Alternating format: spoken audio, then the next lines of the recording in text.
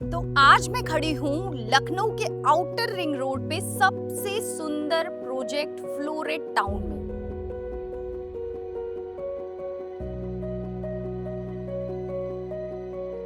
यहाँ पे आप देख रहे हैं कितनी सुंदर लैंडस्केपिंग, बहुत ही सुंदर विला और साथ में ऐसे प्लांट्स जो हर सीजन में ब्लॉसम मतलब एवरी सीजन के लिए अलग अलग यहाँ पे प्लांट लगाए गए हैं।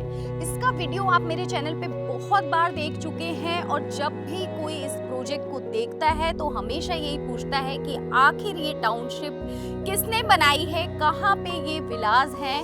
तो आज मैं आपको इसके पीछे मतलब इस पूरे डिजाइन के पीछे जिसका थॉट है उनसे मिलवाने वाली हूँ। जी हाँ, आपने बिल्कुल सही समझा। अगर आप भी डेवलपर हैं या कोई बिल्डर है, कोई टाउनशिप डेवलप करना चाहते हैं और आप सोच रहे हैं कि एक सुंदर टाउनशिप हमारी भी बन जाए लेकिन समझ नहीं आ रहा किससे बनवाएं, तो आज मैं आपको मिलवाने वाली हूँ V Trim design and architecture firm के ओनर विनोद चौहान और सचिन चौहान जी से।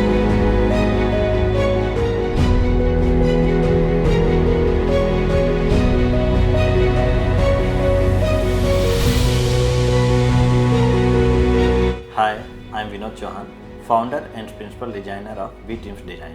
Hi, I'm Sachin Chauhan, principal architect at V-Teams Design.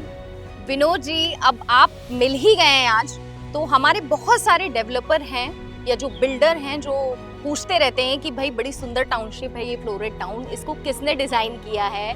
तो आज फाइनली आप यहाँ मिल गए हैं, तो आप ही बता दीजिए। यस मैम, सबसे पहले जब इस प्रोजेक्ट को डिजाइन हम लोगों ने किया तो इस बात का खास ध्यान रखा कि ये बड़ी टाउनशिप 250 एकड़ की होने वाली है, तो इसका जो एंट्रेंस है वो काफ़ी ग्रैंडनेस हो और वो लग्जरी फील करे। इसके लिए हम लोगों ने काफ़ी ब्यूटीफुली लैंडस्केप और पिंक सैंडस्टोन की क्लेडिंग के साथ हम लोगों ने बैलेंस किया।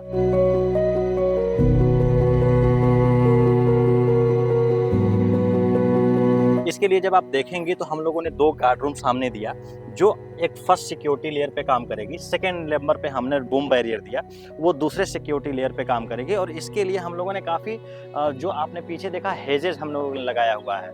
हेजेस मैम ये फ्लावर देंगे, फ्रेगनेंस देंगे और उसके आगे जो हम लोगों ने प्लांट्स लगाया हुआ है ये जैसे मैंने आपको बताया कि ये ब्यूटीफुली डिजाइन किए गए हैं। हर मौसम में आपको फ्लावर देंगे, जैसे हर सीजन में गर्मी बरसात ठंडी के अकॉर्डिंग में ये फ्लावर आपको देंगे। तो ये जब एंट्रेंस आप जब होगा तो ये आपको काफ़ी अच्छा फ्रेशनेस फील कराएगा। बीच में हम लोगों ने सेंटर में एक सेंटर ऑफ अट्रैक्शन के लिए 200 साल पुराना पेड़ हम लोगों ने बोनसाई का प्लांट्स किया जो इम्पोर्टेड है। बाकी जो गेट हमने बनाया है वो पेड़ों से बनाया। इसका रीजन यही था कि एक बड़ा टाउनशिप जो ये पूरा का पूरा जो बेस होने वाला है ये ग्रीन लैंडस्केप ओपन एरिया पे होने वाला है। और जो टाउनशिप में हम लोगों ने विलाज दिए वो काफ़ी बड़े स्केल पे दिए। जैसे हम लोगों ने 4200 कवर्ड एरिया, 11,000 कवर्ड एरिया के विलाज दिए जो इतने बड़े लखनऊ में भी विलाज नहीं। वाओ, जैसे ही एंट्री करते हैं, देखिए एंट्री तो हमेशा ग्रैंड होनी चाहिए क्योंकि आपकी सोसाइटी में कोई आता है तो वो आपके गेट से ही गेस करता है कि आगे अंदर क्या है। तो विला की तरफ तो हम लोग चलेंगे ही, लेकिन देखिए बेस्ट चीज जो गेट बनाया है प्लांट से बनाए गए, मतलब आप सोच सकते हैं प्लांट से गेट लेकिन सिक्योरिटी पूरी, और साथ ही में ये जो डिजाइन है वाओ जस्ट अमेजिंग। मतलब इसके बारे में बताइए कुछ। मैम सबसे पहले हम लोगों ने जब डिजाइन किया था तो ये इसमें हमारा पहले से थीम था कि हम लोग पिंक सैंडस्टोन क्लेडिंग को यूज करेंगे क्योंकि जो क्लेडिंग होता है स्टोन का वो नेचुरल होता है और काफ़ी 100 साल बाद 200 साल बाद भी ये खराब नहीं होते हैं, नेचुरल होते हैं। ये हमेशा ऐसे ही रहते हैं क्योंकि हम लोगों ने बंसी पहाड़पुर से इसको इम्पोर्ट किया हुआ है जो यहाँ पे लगा रहे हैं। इसके लिए हम लोगों ने जो कॉन्ट्रास्ट यूज किया वो आप देखेंगे पीछे क्रीपर्स लगे हुए हैं जो हाइटेड MS जाली पे लगे हुए हैं। इससे ये होता है कि जो अदर प्रॉपर्टी वो विजुअल नहीं होती है और ये काफ़ी स्मूथ और अच्छा दिखता है। और बाकी जो हेजेस हम लोगों ने काफ़ी मल्टी कलर्स यूज किए हुए हैं जो लाइट पिंक सैंडस्टोन से कंट्रास्ट फील कराता है। और बाकी जो GRC आप जब ही जो हम लोग फ्लोरिंग का यूज किए हैं, जो पेविंग यूज किए हुए हैं, ये GRC के कोवल्स हैं जो खराब नहीं होंगे और ये अच्छा दिखता है। लाइट और डार्क पैटर्न पे हम लोगों ने लगाया हुआ है। जैसे पानी वाली बारिश हुई तो कभी खराब नहीं होगा, कभी खराब नहीं होगा। और ये लोड बेयरर और बहुत मजबूती भी मजबूत है। विनोद जी, आपकी फ्लोरेट टाउन के तो सब फैन हो गए हैं, मतलब हर कोई, हर डेवलपर, लोग तो पूछते हैं, लोगों के साथ साथ हर डेवलपर जिनकी जो नया प्रोजेक्ट खुद बना रहे हैं और ढूंढ रहे हैं कि कोई उसे डिज़ाइन कर सके, हमेशा पूछते हैं भाई इस टाउनशिप को किसने डिज़ाइन की, बहुत ही सुंदर लगती है, देखने में तो है ही है और अगर एंट्री करो तो बात ही क्या है। तो ये बताइए, ये तो आपका लखनऊ का प्रोजेक्ट हो गया फ्लोरेट टाउन, इसके अलावा कुछ अदर प्रोजेक्ट्स भी हैं जहाँ आप काम कर रहे हो? यस मैम, फ्लोरेट टाउन तो हम लोग कर ही रहे हैं, इसके साथ और भी काफ़ी सारी टाउनशिप हम लोग कर रहे हैं। एक प्रोजेक्ट मेरा है अंसल के पास, 65 एकड़ का LD अप्रूव साइट है, काफ़ी अच्छी टाउनशिप है, वो शीतल पाम ग्रीन है। बाकी गोरखपुर में एक टाउनशिप है मोर देन 100 एकड़, वो गैलेंट कंपनी है जो प्रेजेंट कर रही है लोटस काउंटी के नाम से। बाकी एक गोकुल धाम है जो आउटर रिंग रोड हमारा पड़ता है आनंदी वाटर पार्क के पीछे, वो भी प्रोजेक्ट कर रहे हैं जहाँ पे हाई राइज विला प्लॉट सब कुछ हैं। तो काफ़ी सारी टाउनशिप चल रही हैं मैम जो अलग अलग थीम पे बेस्ड है।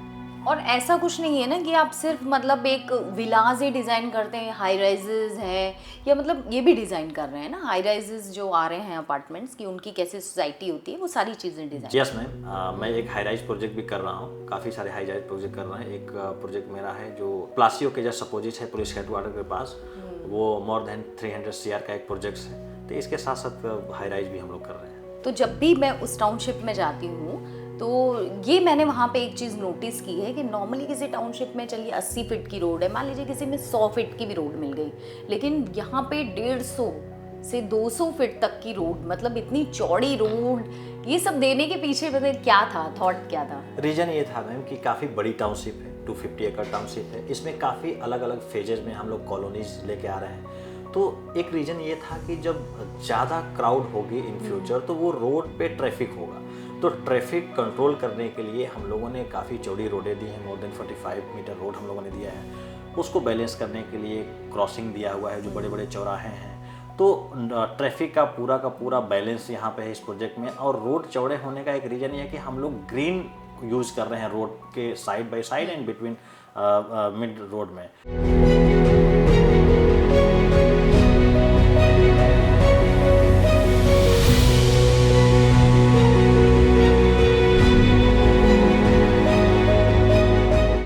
सचिन जी, आपके विला में जो मतलब हर चीज लोगों को पसंद आती है, बाहर से एकदम लुक कैसा है जैसे कोई पैलेस हो, और सबसे ज्यादा अच्छी चीज क्या लगती है कि ग्रीनरी पूरे टाउनशिप में तो है ही है, साथ ही आपने जो बिल्कुल बाहर इतना अच्छा ग्रीन सब पूरा दिया है, और डिजाइन दोनों विला के बीच में जो गैपिंग है, ये मतलब ये डिजाइन और ये आइडियाज कैसे इतना सुंदर मैम, है? जब हम लोगों ने इस टाउनशिप की प्लानिंग स्टार्ट की थी, तब हम लोगों ने इसका कॉन्सेप्ट ही क्लासिकल आर्किटेक्चर पे रखा हुआ था।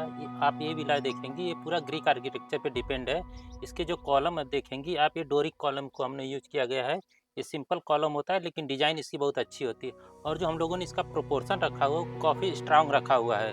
बाकी इसमें डबल हाइटेड आपको ड्राइंग रूम मिलेगा, आपको हर फ्लोर पे टेरेस गार्डन मिलेगा। आप किसी भी टेरेस पे जाएंगी, किसी भी फ्लोर पे जाएंगी, आपको ओपन स्पेसेस मिलेंगे।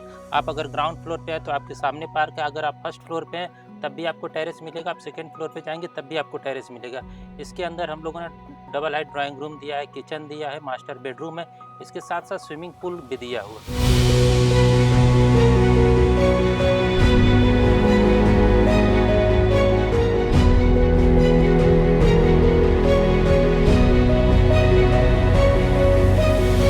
सचिन जी, एक क्वेश्चन आपसे है कि अभी जितनी भी कई टाउनशिप होती हैं, हम वहाँ कुछ भी विला लेने जाते हैं या कुछ भी देखते हैं, तो कई बार क्या होता है, हमें लैंडस्केप, पार्क और ये सब मतलब सोसाइटी तो बहुत पसंद आ रही है, बट वहाँ के विला या मकान उतने भी पसंद नहीं आते हैं। बट फिर भी एक मतलब होता है, इंसान थोड़ा सोच के ले लेता है कि चलो सोसाइटी अच्छी है। बट आपकी एक सोसाइटी ऐसी है, फ्लोरेट टाउन एक ऐसा है जहाँ पे लोगों को सोसाइटी भी पसंद आ रही है, साथ में जो विला का मतलब डिज़ाइन है वो तो मतलब लोगों को बहुत ही पसंद आ रहा है, चाहे वो जो भी साइज़ है, हर साइज़ में पसंद आ रहा है। तो ऐसा मतलब कैसे है, ऐसी टाउनशिप कैसे बनी जिसमें लोगों को टाउनशिप, लैंडस्केप, डिज़ाइन, विला की सब चीज़ें पसंद आ रही हैं? मैम, इस टाउनशिप में हम लोगों ने यूरोपियन आर्किटेक्चर यूज किया हुआ है।